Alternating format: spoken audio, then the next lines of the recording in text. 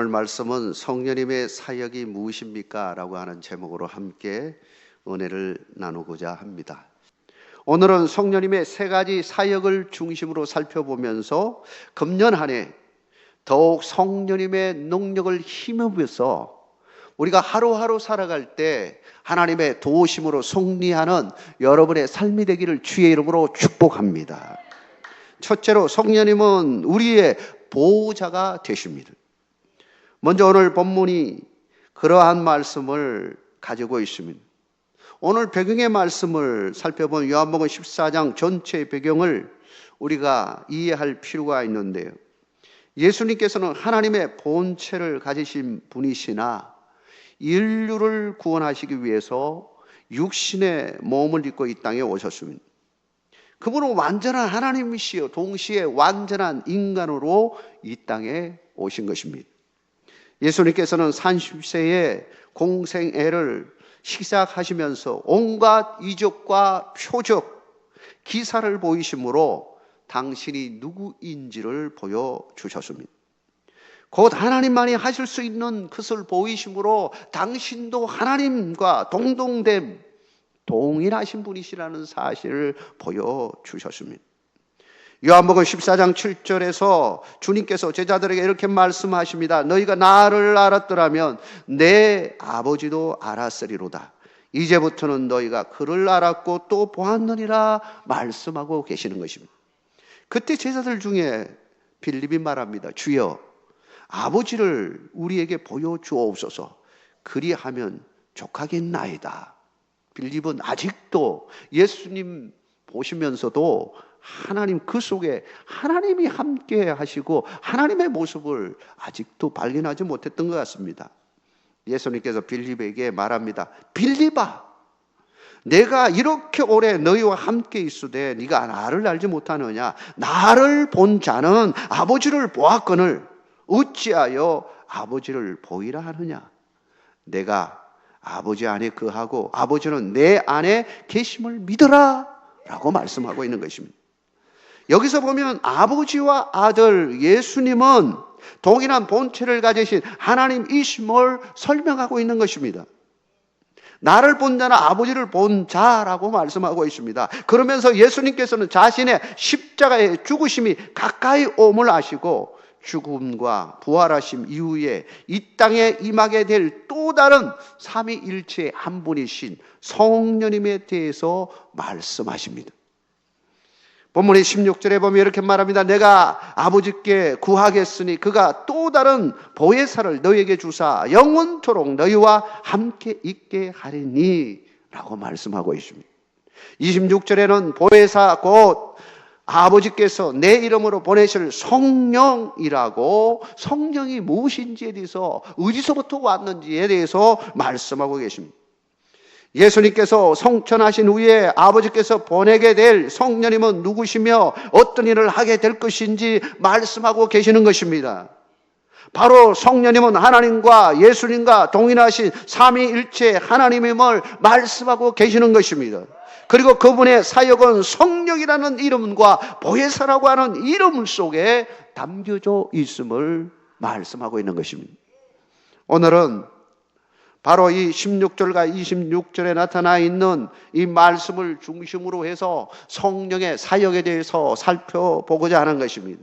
성령이라고 하는 이 단어, 헬라어의 파라클레토스라고 하는 이 명칭을 우리는 이해해야 합니다. 파라라고 하는 것은 곁에라고 하는 뜻입니다. 그런데 곁에라고 하는 말은 딱 곁에 있는 이런 의미보다는 완전히 우리와 함께 한다는 의미를 가지고 있습니다. 크레토스는 부름을 받은 자라는 의미입니다. 곁에 있는 그분은 돕기 위하여 부르심을 받은 자, 하나님이 보낸 성령님이라는 것입니다. 그분은 우리와 함께 하신다는 겁니다. 우리와 함께 하시면서 무슨 일을 하느냐? 세 가지를 한다는 겁니다. 그래서 이 성령이라는 단어를 영어 사전에 특별히 영어본에서 살펴보면 NIV의 상담자, 카운슬러라고 하는 말로 표현하고 있음을 알 수 있습니다. 성령이 무슨 일을 하느냐? 바로 우리를 상담해 주신다는 겁니다. 이 땅에는 상담자가 참 많습니다. 가이드도 많고 멘토도 많습니다. 그런데 다 이렇게 살펴보면 다 한계가 있습니다. 저도 많은 사람을 상담해 봤지만 한계가 있더라고요. 그래서 저는 이 정도 갖고는 안 되겠구나. 그래서 목회의 길을 선택하게 되었습니다. 왜냐하면 영적인 일을 터치하지 못하기 때문에. 성령님은 우리의 영을 터치합니다. 그리고 우리의 심령에 우리의 마음을 터치합니다. 사랑하는 성도 여러분, 그 영으로 충만되기를 주의 이름으로 축원합니다. 세 번째로 우리를 돕는 자라고 말하고 있습니다. 그래서 리빙 바이블에 보니까 헬프라고 되어 있습니다. 번역도 참 그게 맞게 이렇게 이 번역본이 다 다르게 되어 있는데 종합해 보면 이 성령님은 우리를 돕는 자이다라고 하는 겁니다. 우리와 함께 하셔서 우리를 돕기 위해서 오신 분이시다라고 하는 겁니다. 우리 주님께서 떠나시면서 성령을 보내시겠다고 약속하신 것은 다 이유가 있는 겁니다. 우리 주님이 함께 하실 때는, 예수님이 이 땅에 계실 때는 제자들이 사실은 뭐 성령님 없어도 괜찮습니다. 왜냐하면 예수님만 따라다니면 되니까요. 근데 예수님이 이제 구속의 모든 사역을 다 마치고 부활하시고 성찬하신 이후에는 어떻게 되는 겁니까? 이 땅에 예수님을 따라다닐 수 있는 상황이 못 되게 되어진 거죠.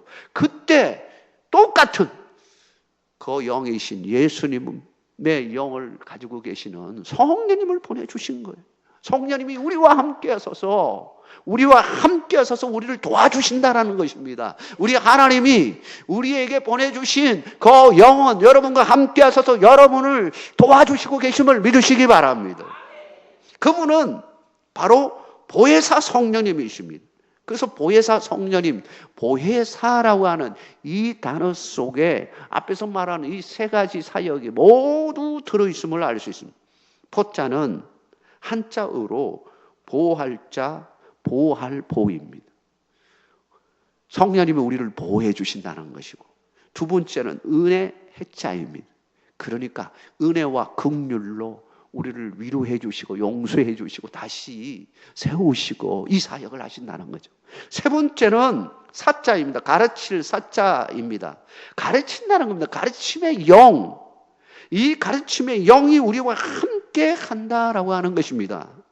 그래서 오늘 이 말씀 속에서 특별히 우리가 이제 이 보혜사 성령님 가운데 이 보자에 해당되어지는 우리를 보호하신다, 이 말씀을 먼저 한번 살펴보려고 하는 것입니다.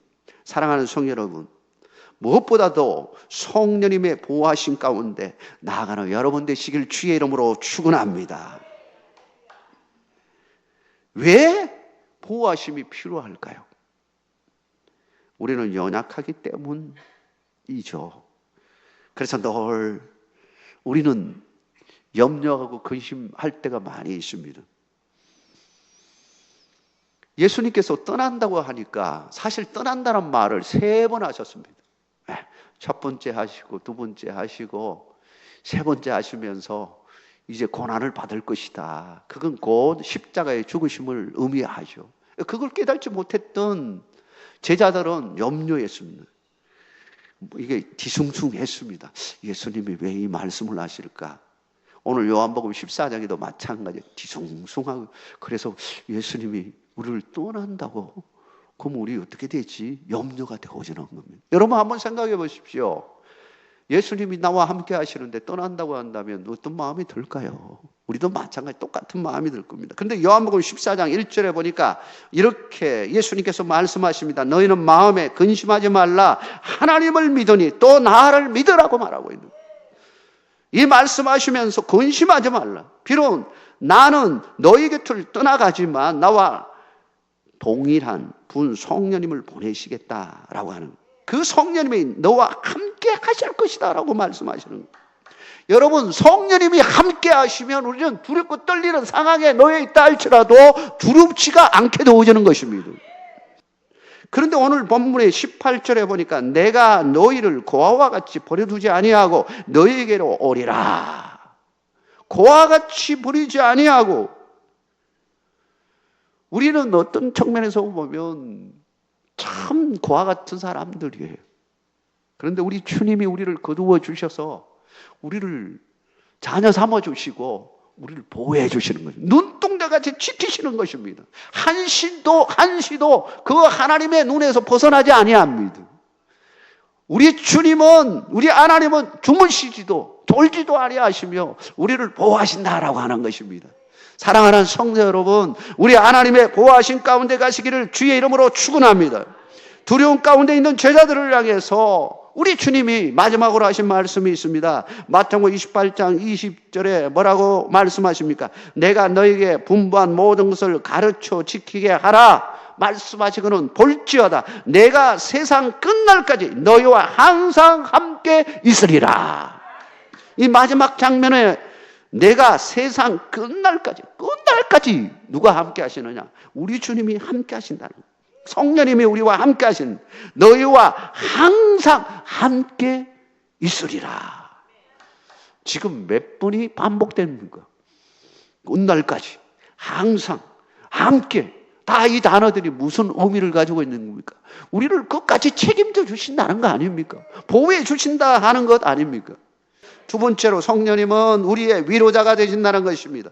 성령님은 우리 곁에 계시면서 우리를 늘 보호하실 뿐만 아니라 우리를 위로하시고 치료하시는 분이시다라고 하는 것입니다. 본문 20절에 보니까 이렇게 말합니다. 그날에는 내가 아버지 안에, 너희가 내 안에, 내가 너희 안에 있는 것을 너희가 알리라 말합니다. 아버지 안에, 그리고 너희가 내 안에, 내가 너희 안에 있는 것을 너희가 알리라. 우리가 어디 안에 있는 것입니까? 하나님 안에, 성령님 안에, 그리스도 예수 안에, 하나님의 보호하심 가운데 있는 겁니다. 그리고는 여기서 더 나아가서 우리 주님은 어떤 분이시느냐? 우리를 케어하고 우리를 치료하시고 회복시키시는 하나님이시다는. 성령님은 좌절과 고통과 낙심 가운데 있는 자들에게 참 위로자가 되어주시는 것입니다. 주님께서는 본문 26절에 보혜사 성령님을 보내주시겠다고 약속하시면서 27절 그 다음 절에 뭐라고 말씀하셨냐? 평안을 너희에게 끼치노니 곧 나의 평안을 너희에게 주노라. 내가 너희에게 주는 것은 세상이 주는 것과 같이 아니하니라. 너희는 마음에 근심하지도 말고 두려워하지도 말라라고 말씀하고 있는 것입니다. 성령님의 중요한 역할 중에 하나는 성도를 케어하는 것입니다. 상처받은 심령을 상담하고 위로하는 것입니다. 그리고 궁극적으로는 치료하시는 하나님이십니다. 우리 주님이 바로 이러한 사역을 하셨습니다. 사마리아 땅에 가셨습니다. 그 땅에서 한 여인을 만나기 위해서 가셨습니다. 일부러 만나러 가셨습니다. 찾아가셨습니다. 야곱이라고 하는 우물에 한 사마리아 여인이 찾아와서 거기서 우물을 늘 퍼가는 여인이 있었습니다. 이 여인은 사람들이 아무도 보지 않을 때 설적 와가지고 물을 퍼가는 여인이었습니다. 대놓고 사람들이 있는 데서 막 얼굴 보이고 그러지 못하는 여인이었습니다. 그 여인에게는 아픔이 있은 겁니다. 왜냐하면 먹고 살기 위해서 어쩔 수 없이 남자들을 자꾸 바꿔가면서 그런 삶을 살 수밖에 없는 여인, 정말 불쌍한 여인이었어요. 그래도 물은 먹어야 되지 않습니까? 지금처럼 수도가 있는 것도 아니고 물은 퍼와야 되지 않습니까? 그래서 물 퍼러는 가야 되겠고 사람들이 없을 때 그 시간대에 가서 물을 퍼는 거예요. 근데 거기에 갔더니 한 남자가 있는 겁니다. 그 남자가 예수님이었는데 예수님께서 물 좀 달라. 여인이 깜짝 놀란 거예요. 아니 유대인이면서도 왜 저한테 사마리아인 이방인에게 물을 달라고 이야기하십니까? 그러면서 대화가 이루어졌어요. 너는 여기 와서 물을 퍼면서 이 물을 마시지만 이 물은 물을 마셔도 가람이 있지. 그러나 내가 주는 물이 있는데 이거는 생수야. 영원히 가내지 않는 물이야. 라고 하면서 이 물하고는 차원이 다른 물을 이야기합니다. 그랬더니 깜짝 놀라는 겁니다. 아니, 그런 물이 있어요? 그러면 내가 그 물만 있다면 저기요, 일부러 여기 와서 물 퍼러 오지도 않고요. 참 좋겠다. 이 생각을 한 거죠. 그 대화를 열면서 예수님께서 깊은 심령 가운데 그의 감추고 싶은 영역까지 더 터치를 합니다. 그러면서 네 남편이 몇이냐 하고 탁 끄집어내는 거죠. 야, 여기에 탁 들어가니까 깜짝 놀라는 거 아닙니까? 사실 우리의 아픔이 치유되려면 아픔을 건드려야 됩니다. 감춘다고 해서 그게 낫는 것이 아닙니다. 실제로 정말 낫으려면 그걸 건드려서 째고 피 고름을 뽑아내고 그리고는 새살이 돋도록 해야 이게 아물어져요. 바로 이 야곱의 우물에서 이 여인이 예수님을 만나고 나서 새로운 삶으로 바꿔졌습니다. 영안이 열리고 영적인 것이 새롭게 업그레이드되어지니까 마음은 그 마음의 그 아픔, 상처, 트라우마 이 모든 것들은 사라져버리고 기쁨으로 충만되어지게 되었습니다. 그래서 자기도 모르게 양동이를 던져버리고 마을로 막 달려가가지고 외쳤습니다. 내가 메시아를 만났습니다. 메시아를 만났습니다. 지금 이 장면을 한번 생각해보세요. 이 여인에게는 가장 지도하는 상황입니다. 왜냐하면 숨어가지고 늘 사람들 의식하고 죄책감에 빠지고 그래서 이 사람들 눈치 이것 때문에 그냥 혼자 있고 그리고는 보이지 않을 때 살짝 넣어가지고 물 풀어왔던 사람이 이제는요 자신 있게 당당하게 그 마을 나가서 외친 겁니다. 여러분 이렇게 살아야 되는 것입니다. 이것이 진짜 치유되어진 것입니다. 여러분 제대로 치유되어지려면 이렇게 되어져야 되는 거예요. 내 마음속에 있는 것들이 터트려지고 예수 그리스도 안에서 상처들이 이제 터트려지면서 찢어지고 그러나 그 아픔이 있지만 그 아픔을 통하여 아무러지게 되는 겁니다. 진짜로 아무러지게 되는 겁니다. 치유되어지는 거예요. 그리고는 새 용기를 가지고 담대하게 나가는 겁니다. 그 다음부터는요 어떤 것이 와도 툭 때린다고 해서 쏙 그쪽으로 들어가지 않습니다. 당당합니다. 여러분 예수 믿는 사람은 당당하게 사셔야 되는 것입니다. 아픔이 있다고 다른 사람은 뭐 아픔이 없습니까? 저를 비롯해서 여기에 있는 모든 사람들 다 한 가지 이상은 다 아픔이 있습니다. 그러나 우리는 주 안에서 이미 그것을 초월한 사람들이에요. 치유된 사람임을 믿으시기 바랍니다.